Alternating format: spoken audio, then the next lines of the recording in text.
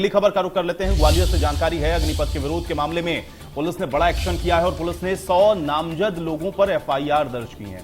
1000 से ज्यादा उपद्रवियों पर यह एफआईआर दर्ज की गई है और अलग अलग थानों में ये एफआईआर दर्ज हुई हैं। अब इसमें सीसीटीवी फुटेज से आरोपियों की पहचान अभी पुलिस कर रही है।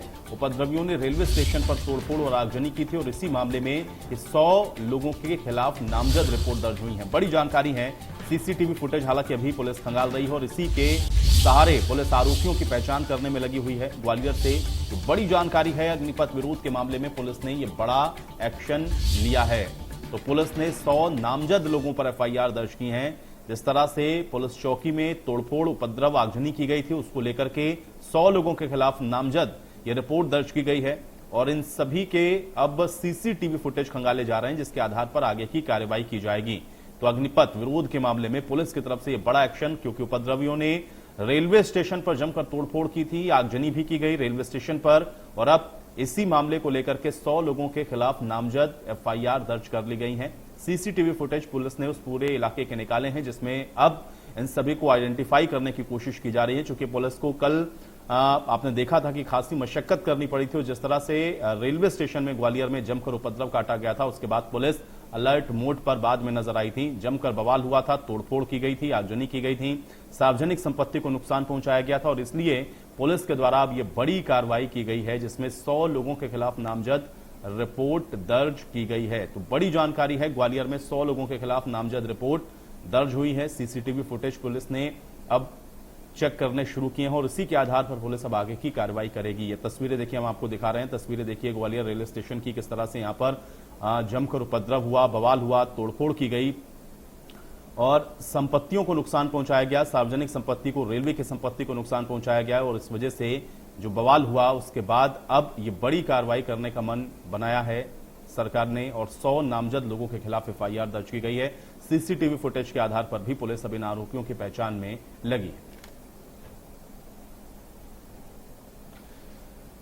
तो ग्वालियर से यह अहम जानकारी आप तक पहुंचा रहे हैं, चूंकि आप देख रहे हैं कि हिंसा की जो आग है वो ग्वालियर तक भी पहुंची हुई है और ग्वालियर में ही सबसे ज्यादा आपने देखा कि विरोध हुआ अग्निपथ को लेकर के, इस योजना को लेकर के। जब रेलवे स्टेशन तक आपने देखा कि किस तरह से युवा पहुंच गए और जमकर उपद्रव किया गया, बवाल काटा गया, तोड़फोड़ हुई है।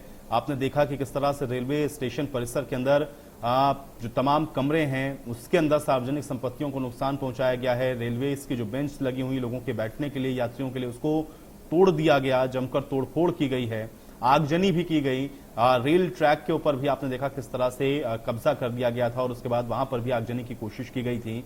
बाद में आप देखिए पुलिस ने कैसे आंसू गैस के गोले छोड़ करके और बल का प्रयोग पुलिस को करना पड़ा है यहां से उपद्रवियों को खदेड़ने के लिए। तो अब पुलिस ने इसी मामले में 100 नामजद लोगों के खिलाफ यह मामला दर्ज किया है, एफआईआर दर्ज की है और 100 नामजद लोगों के खिलाफ एफआईआर है। पुलिस अब सीसीटीवी फुटेज को भी खंगाल रही है, जिसके आधार पर इसमें आगे की कार्रवाई पुलिस सुनिश्चित करेगी। यानी कि वो तमाम सीसीटीवी फुटेज अभी पुलिस चेक कर रही है, जिसमें जो 100 नामजद लोग हैं उन सबको आइडेंटिफाई करने की कोशिश की जाएगी और अब इस पूरे मामले में पुलिस ने यह बड़ा एक्शन लिया है। और चलिए इसी पर बातचीत करते हैं। संजय शर्मा हमारे साथ जुड़ चुके हैं जानकारी के साथ। संजय, 100 लोगों के खिलाफ नामजद रिपोर्ट भी दर्ज की गई है। इसके अलावा हम लोगों ने यह भी देखा कि सीसीटीवी फुटेज को भी अब पुलिस ने कब्जे में लिया और इसके आधार पर भी अब और जांच पड़ताल और आइडेंटिफाई करने का काम हो रहा है। अपडेट क्या है इस पूरे मामले में? देखिए, इसमें बता दूं आपको कि जो पुलिस है, पुलिस ने इससे पहले भी मैं बता दूं कई साल पहले सेना की भर्ती के जो इच्छुक युवक थे और उनका हंगामा सामने आया था, लेकिन बावजूद इसके पुलिस ने सबक नहीं लिया है। वहीं फिलहाल पुलिस ने जो है 1000 से ज्यादा लोगों के ऊपर एफआईआर दर्ज की है। 1500 से ज्यादा युवकों को जो है लगातार मॉनिटरिंग की जा रही है, सीसीटीवी फुटेज की मदद ली जा रही है। वहीं अहम बात यह है कि जितने भी जिम ट्रेनर या फिजिकल कोचिंग संचालक थे, उनको जो है थाने में बुलाकर समझाइश दी गई है। उनको एसडीएम और थाने में जानकारी देने की जो है आदेश दिया गया है कि जितने भी आपके यहाँ युवक पढ़ते हैं या जो युवक जो कोचिंग लेते हैं, उनको जो उनकी जानकारी पूरी थाने के अंदर दें, एसडीएम से परमिशन ले। किसी भी कोचिंग खोलने से पहले, फिजिकल कोचिंग खोलने से पहले परमिशन लेनी होगी कोचिंग संचालकों को। वहीं बता दूं कि लगातार इस तरह की जो घटनाएं हैं इससे पहले भी हुई है, लेकिन बावजूद इसके पुलिस ने, प्रशासन ने सबक नहीं लिया है। अहम बात यह है कि अचानक से 1500 से ज्यादा युवक आ जाते हैं। इसमें कहीं ना कहीं सुरक्षा एजेंसी, पुलिस का भी फेलियर यहाँ पर नजर आ रहा है। इससे पहले हमने जो है गृह मंत्री नरोत्तम मिश्रा से बात की थी, तो उनका भी ये साफ तौर पर कहना था कि कुछ लोग यहाँ के जो आसपास के जिलों के लोग थे, जो लड़के थे, वो यहाँ पर आए थे, उन्होंने हंगामा किया है। लेकिन अहम बात यह है कि ग्वालियर लगभग 7 घंटों तक यहाँ पर बंधक बना रहा, लेकिन पुलिस और प्रशासन लगातार उनको रोकने की कोशिश करता रहा, लेकिन रेल की बिल्कुल नहीं, लेकिन इसमें ये दो चीजें बहुत महत्वपूर्ण है संजय। एक तो पहले ये बताएं कि जिस तरह की स्थिति बनी थी और अभी भी चूंकि अलर्ट पर हैं सारी चीजें, तो क्या वहां पर अब आपको लग रहा है कि अलर्टनेस नजर आ रही है, पुलिस है अलर्ट मोड में? क्योंकि आज भी बिहार बंद है और अभी भी हम ये कह सकते हैं कि विरोध थमा नहीं है।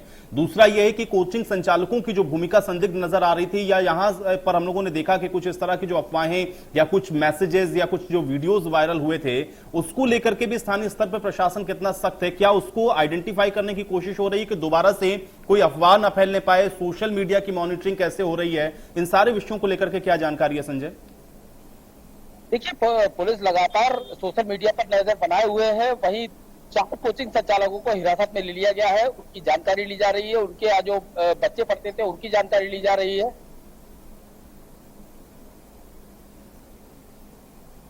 चलिए संजय, आपका संपर्क शायद टूट चुका है।